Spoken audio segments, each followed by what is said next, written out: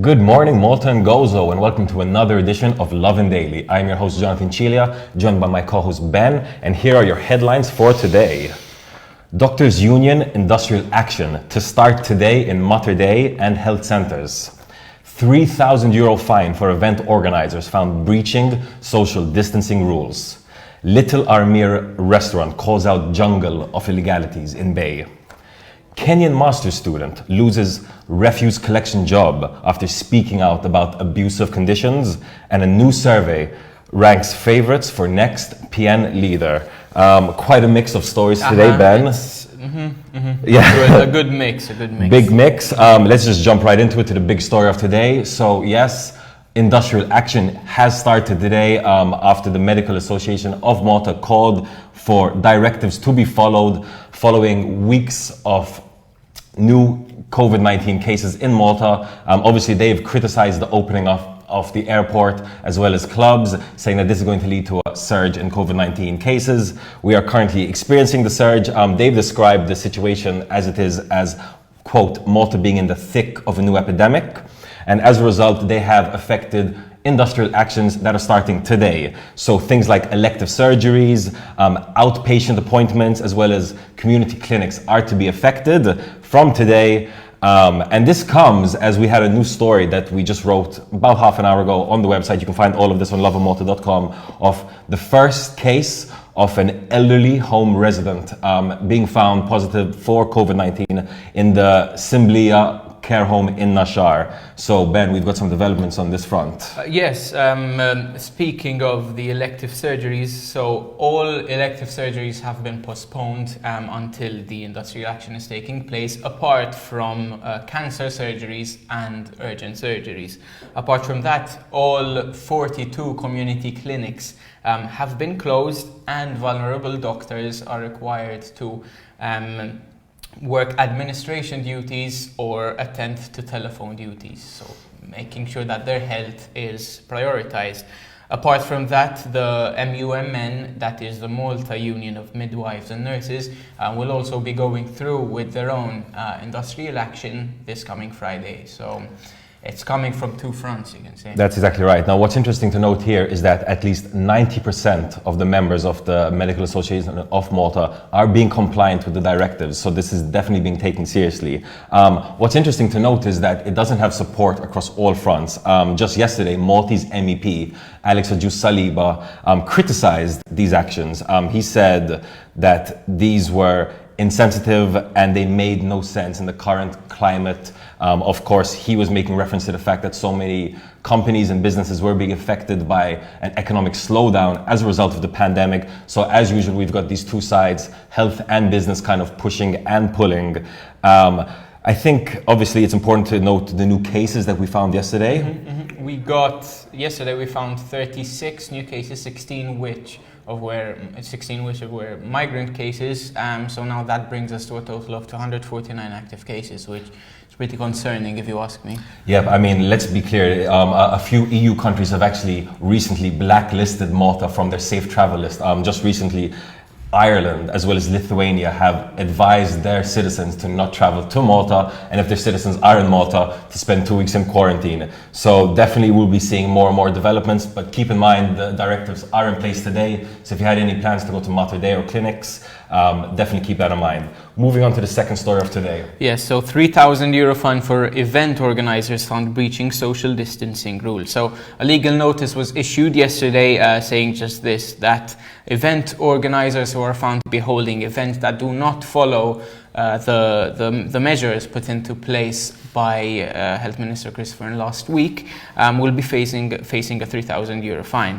Now, speaking of these health measures, only a few days ago, the President's August Moon Ball took place. Now, that was surely an event with more than 100 people, and as per the new measures, events with more than 100 people need to go through a risk assessment. However, when journalists attempted to reach out to the President with questions about whether this risk assessment has been carried out, he very suspiciously ignored all the questions And when Lovin Malta approached the health authorities to have this risk assessment publicized, our calls went unanswered. So it smells pretty fishy to me. I mean, that sounds like double standards to me, you know, like having these independent organizers having to follow all these very like strict restrictions, but having someone like the president do whatever he wants, it's a bit complicated because obviously, as you said yourself, Maltese promoters have had a bit of a rough ride this summer. Obviously the season started late. They had maybe a month to do some events, and then they were very roundly criticized for it as a surge in COVID-19 cases erupted following some events happening. However, it seems like it's not good enough for the president of Malta, who went ahead with his event. And it's not just him. Many government events are going forward. They are still pushing some events, so we'll have to see if they're going to follow their own rules. But yes, now a €3,000 fine has been rolled out for any organizers found breaching these rules, and the fine will be given for each breach of the rules. Some of the rules include things like having only one person per every 4 meters squared. So there are very specific details that event organizers have to pertain to. Speaking about events and organizing things, and moving on to the next story, Little Armier. I haven't been there in a while. Have you been there anytime recently? I don't think I've ever been to Little Armier, to be honest. Let us know in the comment section if you've been to Little Armier recently, because apparently it has become a, quote, jungle of illegalities. A restaurant owner, the owner of Ray's Lido, spoke to Lovin Malta, and he complained about just a series of illegalities that have been happening for the last few months, particularly in the summer season. He's had campers he says that he's seen campers taking up multiple parking spaces throughout the week, just so they have a space on Sunday to have their barbecue and do their events. There's also kiosks set up right on the beach front that are not in line with COVID-19 precautions. He said that he's had to spend thousands investing in perspex, hand sanitizer, foot-operated wheelie bins, just so this kiosk avoids everything and serves away. He's also complained about the fact that people are ignoring the fishbone parking, and when he actually called up authorities and complained to them about the fact that people were just ignoring the parking there, they reportedly told him that the parking lines were just references. So it seems quite crazy. He complained of a situation of untouchables in the area, people who basically we're not going to get enforced upon, that police wouldn't push upon. I think I need to head down to Little Armier sometime soon just to check out what's happening. Yeah, man. Parking there sounds like a dream. That's one way of looking at it. Moving on to the fourth story of today. Okay, so Kenyan master student loses refuse collection job after speaking out about abusive conditions. So this is yet another story that we're hearing about abuse on the workplace. So the Kenyan master student is David Mamo, who is sitting for a master's course at the University of Malta, and he lost his job after speaking out about the horrible conditions that he was working in. Lovin Malta, we published an article about his terrible working conditions, and shortly after he got back to us saying that he was indeed fired. Now the conditions were nothing short of horrible. He noted how one time he was feeling nauseous, he was even throwing up, and he asked his boss whether he could go home and rest, and the boss said, and I quote, "If you go to rest, I'm afraid I will let you rest for good." So yeah, it's lovely. I'm sure it wasn't a pretty sight. No. Of course, people have since reached out to Lovin Malta, offering to help David Mamo. So it was very inspiring to see the Maltese community reach out so quickly. Only yesterday, we were discussing the story of Orlando John Bright, who he himself was on the receiving end of abuse in the workplace. However, a kind-hearted Maltese individual set up an online fundraiser for him, and as of yesterday, a total of €3,000 was raised for him. Wow. Which is pretty impressive. That's really impressive. It just goes to show how the Maltese community can show solidarity and really come together and support a genuine person who's in need. What's really interesting in the story is that both Orlando John Bright as well as Dave Momau both worked in refuse collection. They both worked in the exact same industry, and they're both speaking about abusive conditions that they've seen in the waste management industry in Malta. I think maybe it might be time for a ministry, especially the environmental ministry, to start looking into the way that things are run. It seems like these people are working for contractors who are then working for WasteServe. And it seems like that one level of difference is making all the difference here. And allowing some of these contractors to get away with some really, really crazy and unfair conditions. Another thing to note here is that this guy, Dave, is a master's student, as you said. He's reading for a master's in insurance and risk management, and he's in Gozo collecting rubbish. It's quite mind-blowing. But he said, listen, I don't want any sympathy, I don't want any pity. All he wants is a fair job so that he can support his family. He's got a young family, he's got 2 young daughters. We will definitely be monitoring the story more closely and following Dave's story to see what happens next.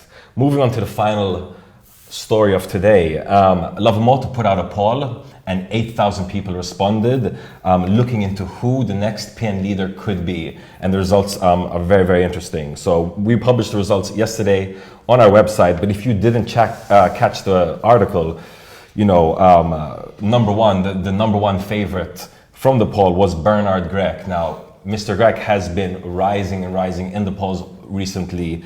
This is a bit of an outsider to politics. You know, he's not an MP or an MEP or anything, even though he did campaign against divorce back when we had the divorce referendum. He came out on top with 36% of the vote. Quite astounding considering he's such an outsider. And obviously, let's remember that Adrian Delia himself, the current PN leader, was considered an outsider, is considered an outsider, and he was actually voted in on that kind of idea that he'd be an outsider. So considering how unpopular Dilly has become, the fact that so many people are ready to go for another outsider is very telling. But in second place was Roberta Metsola, Maltese MEP. You know, quite a popular person, definitely not an outsider. She's been campaigning and involved in politics for many years. She came in second place with 70% of the vote. Adrian Delia, the actual current PN leader, came in at third place with 14% of the vote, and just below him was Franco De Bono, also with 14% of the vote. What's interesting to note is Therese Comodini Kakia, who was being touted up until a couple of weeks ago as the potential next leader, only got 2% of the vote. She came in at seventh place.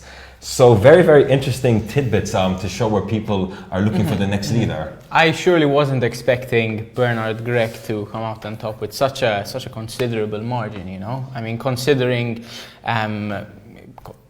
that we've barely seen him in the local politics scene before, and seeing as how his only experience in canvassing and campaigning for something before this was the anti-divorce campaign, like that makes me question how much he's going to appeal to younger, more progressive supporters of the Nationalist Party. You know, what's interesting is especially it's good that you mentioned younger. If you speak to people of the older cohort, you know, they all say the same kind of things about Bernard Grech, that he's a genuine guy, that they feel that he's a bit of a people's person. So now we have to see if that will translate to political acumen as well. I think that brings us to the end of today's episode. From myself and Ben, have a day full of lovin'.